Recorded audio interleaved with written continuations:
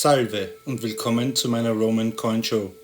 In diesem Video gibt es eine weitere Folge aus der Reihe Soldatenkaiser und wir blicken auf gleich 3 mysteriöse Todesfälle, die eine ganze Dynastie auslöschten. Und selbstverständlich gibt es am Ende wieder Neuigkeiten zu unserem Gewinnspiel.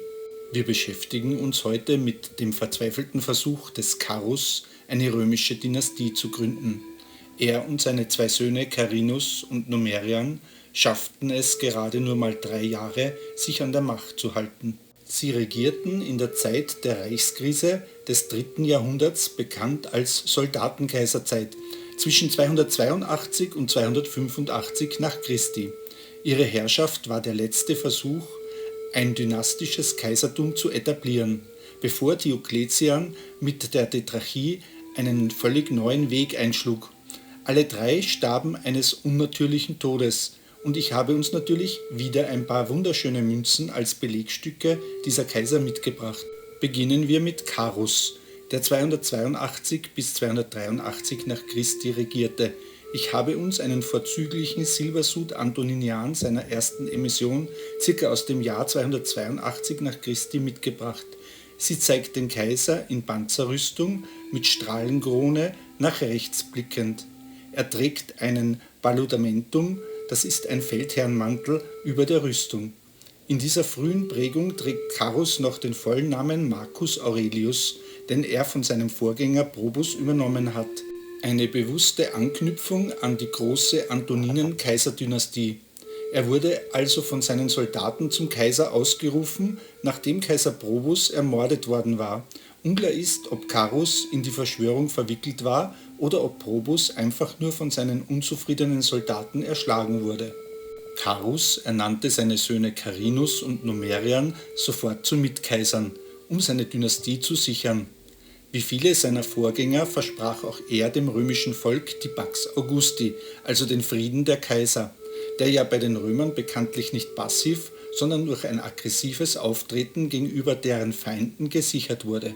Da konnte Carus gleich zu Beginn seiner Herrschaft punkten. Die Legende Pax Augusti bezieht sich auf die Eintracht zwischen Carus und seinem zum Mitkaiser erhobenen Sohn Carinus. Geprägt wurde diese Münze Ende 282 bis Anfang 283, unmittelbar nach der Machtübernahme und noch vor dem Perserfeldzug. Im Krieg gegen die Perser war sein größter Erfolg ein fulminanter Rachefeldzug gegen das Sassanidenreich. Er nutzte einen internen Konflikt der Perser aus, eroberte Mesopotamien und drang bis zur Hauptstadt Ktesiphon vor. Es war der erste tiefe römische Vorstoß ins Sassanidenreich seit Jahrzehnten.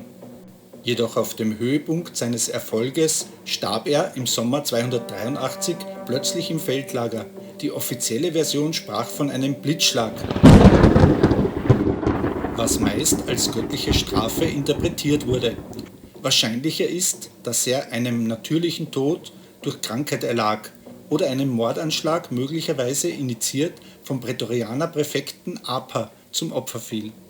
Unser Antoninian aus Bilon zeigt den vergöttlichten Carus mit Strahlenkrone nach rechts. Die Legende Divo Caro Bio spricht ihn als den vergöttlichten frommen Carus an.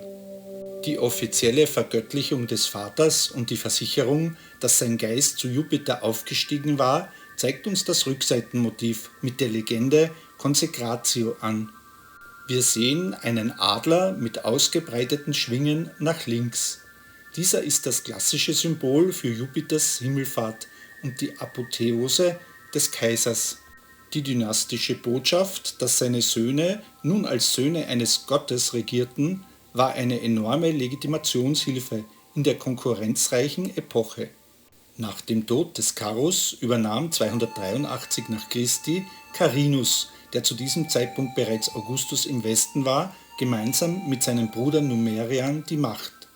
Numerian befand sich zu diesem Zeitpunkt beim Heer im Osten, doch auch seine Zeit war bereits am Ablaufen.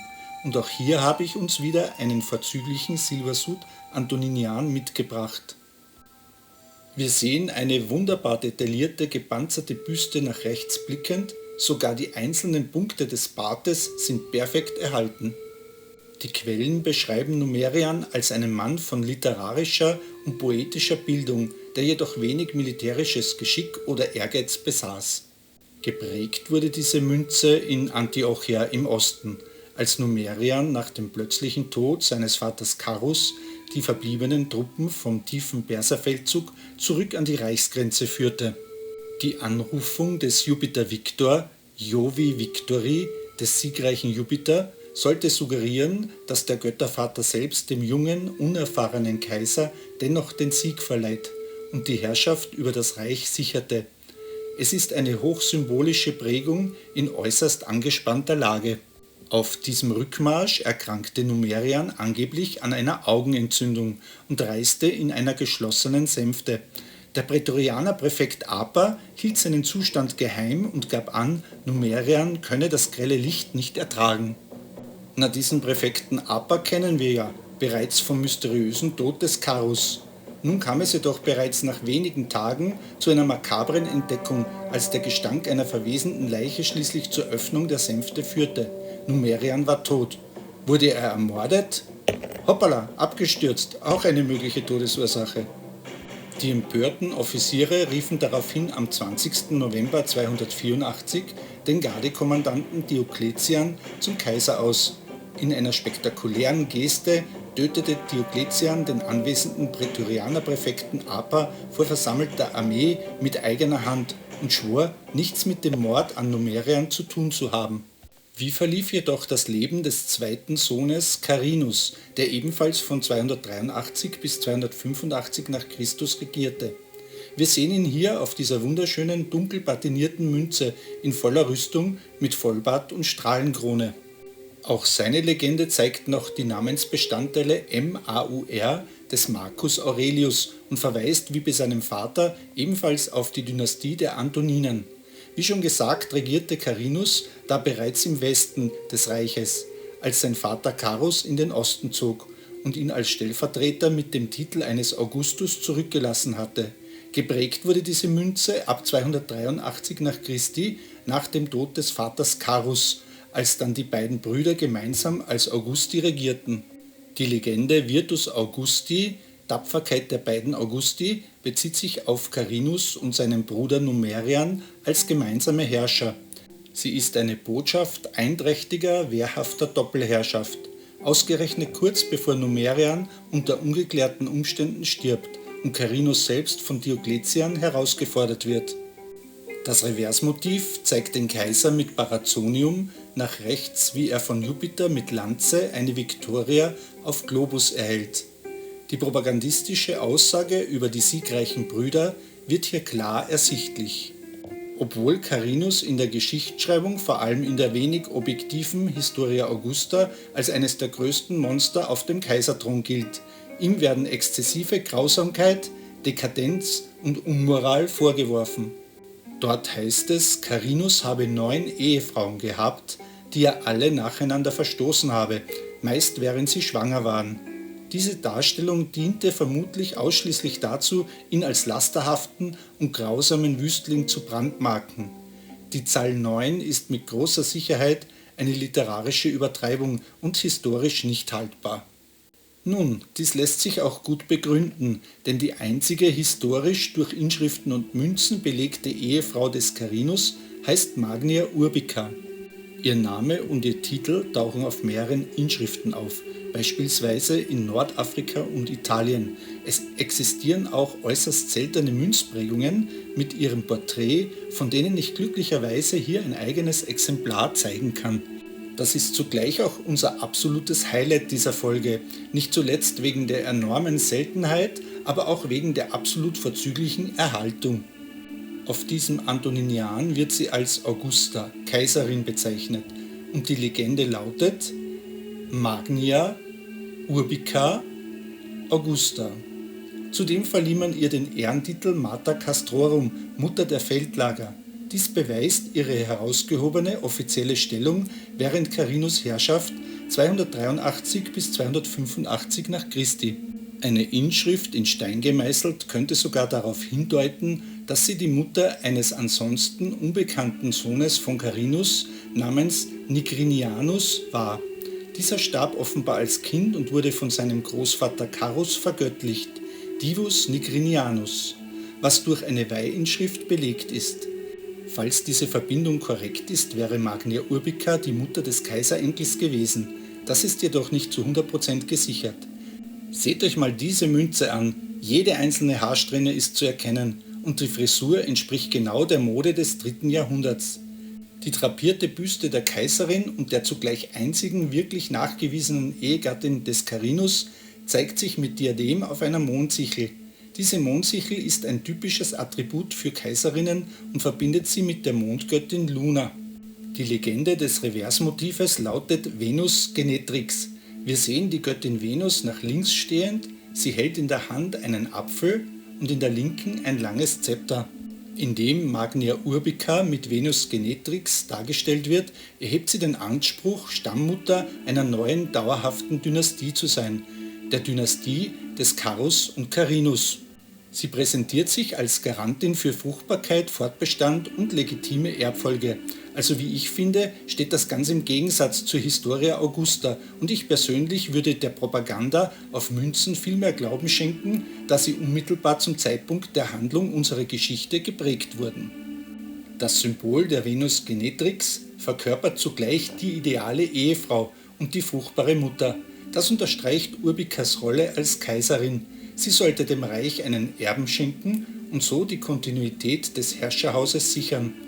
Ein solches Belegstück für die Existenz der Urbica zu besitzen, erfüllt mich schon mit Stolz, wie ihr euch sicher vorstellen könnt. Aber nun zurück zu ihrem Ehegatten und Kaiser Carinus. Trotz seines zweifelhaften Rufes war er zumindest ein fähiger Heerführer. Er kämpfte erfolgreich gegen die Germanen und schlug auch eine Usurpation in Britannien nieder. Nachdem Diokletian im Zuge des mysteriösen Todes Numerians nun im Osten zum Kaiser ausgerufen worden war, kam es jedoch zwangsläufig zum Bürgerkrieg. In der Schlacht am Fluss Margus in Mösia im heutigen Serbien im Juli 285 nach Christi besiegte Carinus zunächst die Truppen Diokletians. Auf dem Höhepunkt der Schlacht jedoch wurde er von seinen eigenen Offizieren ermordet. Die Historia Augusta und andere Quellen berichten, der Grund dafür war, dass er die Frau eines seiner Tribunen verführt oder geschändet habe. Der Tribun rächte sich, indem er Carinus auf dem Schlachtfeld oder kurz danach tötete. Doch hier wird der Name der Frau nie genannt. Von den legendären 9 Ehefrauen ist Magna Urbica die einzige historisch gesicherte Gemahlin des Carinus. Sie trug den Kaiserinnentitel und war seine offizielle Repräsentantin. Alles andere über sein Eheleben, die vielen Verstoßungen, die verführte Offiziersfrau als Todesursache gehört in den Bereich der literarischen Ausschmückungen und politischen Propaganda, die Carinus als einen der schlechtesten Kaiser darstellen sollte. Sehen wir uns aber auch die Rückseite dieses Antoninians des Carinus an. Die Umschrift lautet Laetitia Fund und bedeutet Laetitia Fundata, die gegründete Freude. Göttin Laetitia, die Personifikation der Freude, steht nach links, in der rechten Hand hält sie einen Kranz, in der linken ein Steuerruder, das auf einem Globus aufgesetzt ist.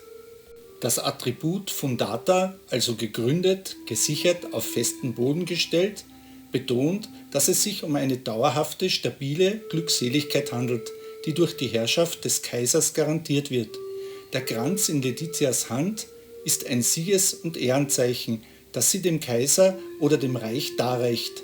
Das Steuerruder auf dem Globus symbolisiert die Lenkung des gesamten Erdkreises in eine glückliche Zukunft.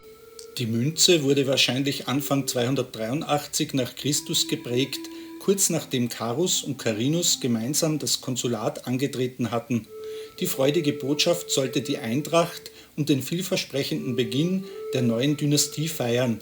Es ist die numismatische Versicherung an das Volk, dass unter den neuen Kaisern eine Ära der Stabilität und des Glücks begründet ist. Ironischerweise war diese Freude von kurzer Dauer, denn die Herrschaft der Tricara-Dynastie war eine kurze, dafür aber sehr dramatische Geschichte. Dem anfangs großen außenpolitischen Erfolg folgten eine Reihe mysteriöser Todesfälle, die schließlich alle 3 zur Strecke brachten. Ob Blitzschlag, Augenkrankheit, Offiziersputsch oder einfach nur Mord, ihr Ende ebnete den Weg für Kaiser Diokletian, der das Reich grundlegend reformieren sollte. Habt ihr Münzen aus der Dynastie des Kárus in eurer Sammlung? Schreibt mir in die Kommentare welche und was ihr zu ihrem Schicksal sagt. Für uns Numismatiker ist das unbeschreibliche Unglück der vielen kurzen Regierungszeiten der Soldatenkaiser ja eigentlich fast ein Segen, da sie eine Unmenge an unterschiedlichen Münzprägungen hervorbrachten. Am Ende des Videos gebe ich wie immer bekannt, welchen Sesterz ich diesmal von unserem Gewinnspiel ausschließe. Das Raten sollte nun immer leichter werden und wir verabschieden uns vom Sesterz der Faustina der Jüngeren mit der RIC-Nummer 1388. Es verbleiben nun nur noch 6 Sesterze im Spiel, von denen ihr 3 auswählen und in die Kommentare schreiben könnt, wenn ihr denkt, ich habe sie in Paris gekauft. Es sollte nun nicht mehr allzu schwer sein, den Hadrian-Sesterz zu gewinnen, und ich rechne schon sehr bald mit einem Treffer. Die Liste der verbleibenden 6 Sesterze findet ihr wie immer in der Beschreibung dieses Videos, sowie die Teilnahmebedingungen und den Disclaimer zum Gewinnspiel. Ab nächster Woche gibt es eine kleine Videopause, denn ich mache mal Urlaub, und zwar in Südfrankreich. Da werde ich Münzbörsen und Märkte besuchen und auch Sammlerkollegen treffen und vor allem neues Videomaterial für euch zusammenstellen. Vielleicht kaufe ich auch das ein oder andere antike Stück und stelle es euch dann vor. Falls ihr das Video Numismatica Einkaufstour in Paris noch einmal sehen wollt, klickt auf das rechte obere Feld, und falls ihr mehr Videos zur Themenreihe Soldatenkaiser sehen wollt, findet ihr gleich 2 spannende Videos im Abspann. Drückt auf den Abonnier-Button und aktiviert die Glocke, um kein weiteres Video zu verpassen. Denkt daran, einen Kommentar zu hinterlassen, um den Algorithmus zu füttern, und wir treffen uns spätestens am ersten Freitag im September.